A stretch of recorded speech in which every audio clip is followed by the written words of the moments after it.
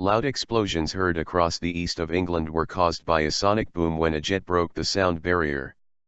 The noise, at 11:30 BST, caused shaking and smashed windows and prompted calls to police in Cambridgeshire, Essex and Hertfordshire.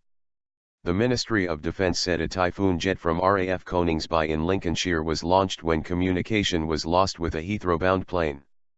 It is understood the plane, travelling from the USA, landed without incident. Air traffic controllers had become concerned, but communication was re-established with the passenger airliner and there were no problems on board. Whole house shook. Speaking of Sunday's sonic boom, Insp Matt Snow of Cambridgeshire police said, "We've had reports of windows being smashed. One man who rang us from St Ives thought something had hit his roof because the whole house shook. It was so loud another person thought his neighbor's house had blown up. People have said they'd never heard anything so loud in their lives.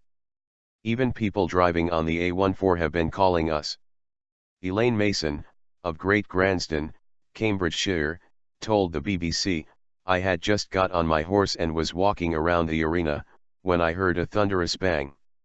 I couldn't believe it was thunder, it was about 10 times louder than that.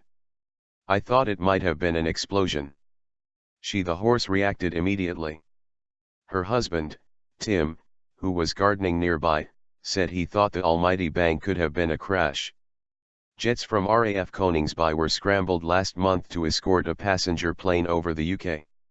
The airliner from Pakistan, heading to Manchester, was diverted to Stansweet and 2 men on board arrested by Essex police. The BBC understands the incident was not terror-related.